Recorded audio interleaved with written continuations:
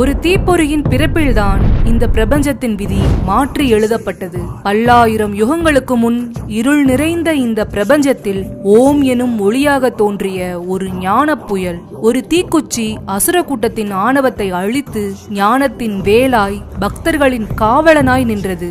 ஒரு குழந்தை தந்தையின் குருவாக மாறி இந்த உலகுக்கு ஞானத்தை உணர்த்தியது. ஒரு மயில் அகந்தையின் உச்சத்திலிருந்து இறங்கி ஞான பயணத்துக்கான வாகனமாய் மாறியது.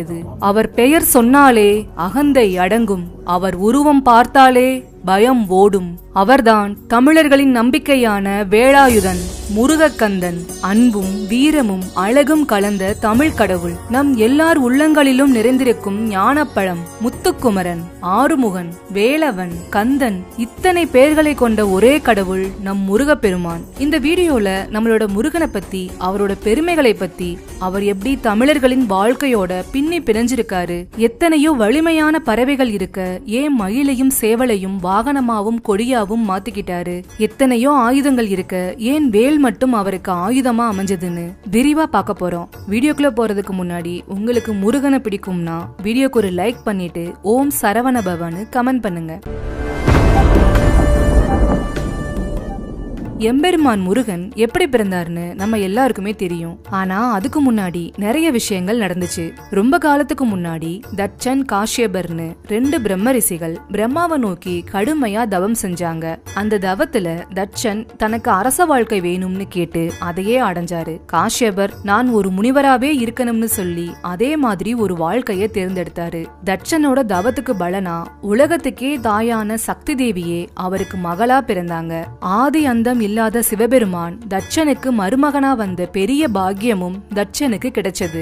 யாருக்கும் கிடைக்காத பெரிய பேரு அவனுக்கு கிடைச்சும் அவன் கர்வத்தால சிவபெருமான மதிக்காம அழிஞ்சு போயிட்டான். காஷ்யபரோ தவம் பண்றப்போ மாயைன்னு ஒரு அழகான பெண்ணை பார்த்து அவ மேல ஆசைப்பட்டு தன்னோட தவத்தோட பலனை முழுசா தொலைச்சிட்டாரு. அவளோட சேர்ந்து பிள்ளைகளை பெத்துக்கிட்டாரு. காஷ்யபரும் மாயாவும் மனித உருவத்தோட இருந்தப்போ பிறந்தவன் தான் சூரபத்மன். அவங்க யானை முகத்தோட கூடினப்போ பிறந்தவன் தாரகாசுரன். அதுக்கப்புறம் சிங்க முகத்தோட இருந்தப்போ சிங்கமுகாசுரன் பிறந்தான். தனக்கு பிறந்தவங்க எல்லாருமே அசுரர்கள்னு தெரிஞ்சதும் காஷ்யபர் ரொம்பவே கவலைப்படுறாரு. அவர் தன்னோட மகன்களை கூப்பிட்டு, உலகத்திலேயே ரொம்ப உயர்ந்தவர் சிவபெருமான், நீங்க அவர் எந்த காரணத்துக்காகவும் பகச்சுக்காதீங்க.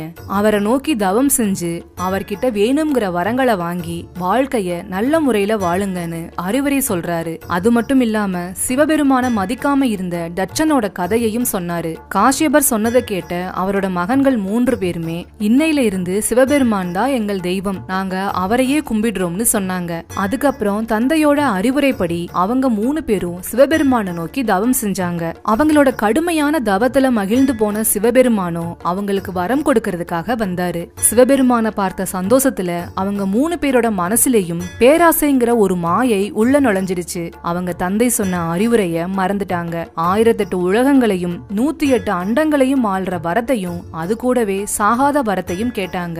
இதை கேட்டதும் சிவபெருமான், சூரபத்மா, நீ கேட்ட முதல் 2 வரங்களையும் தரேன், ஆனா சாகாத வரம்னு ஒண்ணு இந்த பூமியில பிறந்த எந்த உயிருக்கும் கிடையாது, அதனால உனக்கு உன் மரணத்தை தேர்ந்தெடுக்கக்கூடிய வரத்தை தர்றேன்னு சொல்றாரு. உடனே சூரபத்மன் கர்வத்தோட தான் ரொம்ப புத்திசாலின்னு நினைச்சுக்கிட்டு, சாமி, பெண்ணுக்கு பிறக்காத ஆனா பெண்ணுக்கு மகனா இருக்கிற ஒருத்தனாலதான் எனக்கு முடிவு வரணும்னு கேட்டான். அதே மாதிரி வரம் கொடுத்துட்டு சிவபெருமானும் மறைஞ்சிட்டாரு. அப்போல இருந்து சூரபத்மனோட அட்டகாசங்கள் ஆரம்பமாச்சு. தன்னை அழிக்கிறதுக்கு யாருமே இல்லைங்கிற கர்வம் அவனோட கண்ணை மறைச்சது. முனிவர்களையும் ரிஷிகளையும் ரொம்பவே கஷ்டப்படுத்துறான். தேவர்களையும் நவ கிரகங்களையும் கூட அடிமையாக்கி சிறையில அடைச்சிடுறான். தேவலோக பெண்களுக்கு அவன் பண்ண கொடுமைகளை சொல்லவே முடியாது. அசுரர்கள் இந்திராணியையும் சிறையில அடைக்க முயற்சி செஞ்சப்போ அவ தன்னை ஒரு பூவா மாத்திக்கிட்டு அங்க இருந்து தப்பிச்சிட்டா. அவனோட கொடுமைய பார்த்து எல்லா உலகங்களுமே நடுங்குச்சு. மழையும் காற்றும் வெயிலும் கூட அவனை கேட்டுட்டு தான் அவங்கவங்க வேலையை செய்யணும்னு ஒரு நிலைமை.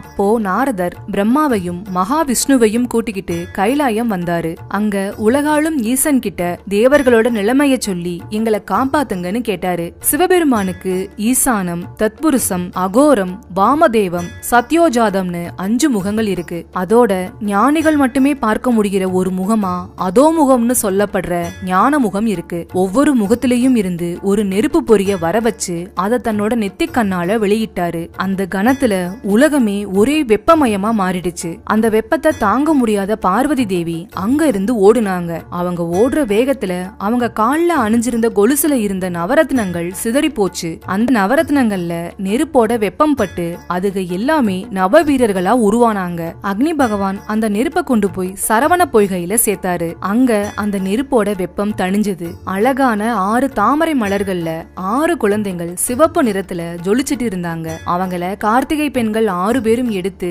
பால் கொடுத்து வளர்த்தாங்க. அன்னை சக்தி தன்னோட சக்திகளை அவங்களுக்கு கொடுத்தாங்க. அதனால அந்த பெண்களுக்கும் தெய்வாம்சம் கிடைச்சது. பார்வதி தேவி அந்த 6 குழந்தைகளையும் சேர்த்து அணைக்கிறப்போ 6 முகங்களும் 12 கரங்களும் கொண்ட ஒரே குழந்தையா, அதாவது 6 முகனா மாறினாரு. இதனாலேயே இவருக்கு கந்தன்கிற பேரும் வந்துச்சு. ஸ்கந்தன்னா ஒன்னா சேர்ந்தவன்னு அர்த்தம். அதுக்கப்புறம் முருகன் சிவபெருமானோட உத்தரவுப்படி தன் பிறப்பின் நோக்கத்தை நிறைவேற்ற சூரபத்மனோட 6 நாட்கள் போர் செஞ்சு அசுரர்களை வதம் செஞ்சாரு. இத நான் உங்களுக்கு சுருக்கமா சொல்லிருக்கேன். முருக பெருமானோட அவதாரத்தை தெளிவா தெரிஞ்சுக்கணும்னா நம்ம சேனல்ல கந்தபுராணம் வீடியோ அப்லோட் பண்ணிருக்கோம். அதோட லிங்க கமெண்ட் பாக்ஸ்ல பின் பண்றேன். எல்லாரும் மிஸ் பண்ணாம அந்த வீடியோவை பாருங்க. கண்டிப்பா உங்களுக்கு பிடிக்கும். இப்போ முருகனுக்கு இருக்கிற பெயர்களோட பெருமையை பத்தி பார்க்கலாம். முருகப்பெருமான் பிறந்தது வைகாசி மாசம் விசாக நட்சத்திரம் பௌர்ணமி அன்னைக்கு. அதனால அவருக்கு விசாகன்னு ஒரு பேர் இருக்கு. அவர் சிவபெருமானோட ஜோதியோட மறு உருவம். வேதத்தோட வடிவமா இருக்கிறதுனால அவருக்கு சுப்பிரமணியன்னு பேரு. எப்பவுமே இளமையா இருக்கிறதுனால குமரன். ரொம்ப அழகா இருக்கிறதுனால முருகன். முருகன்னா அழகுன்னு அர்த்தம். முருகனோட பேரு ஒரு பெரிய ரகசியத்தை உள்ளடக்கினது. முகுந்தன், ருத்ரன், கமலத்துல உதிச்ச பிரம்மா. அதனால முருகன் மும்மூர்த்திகள் செய்யற படைத்தல், காத்தல், அழித்தல்னு 3 வேலையையும் செஞ்சு மக்களுக்கு அருளை தர ஒரு கருணை நிறைந்த கடவுளா இருக்காரு.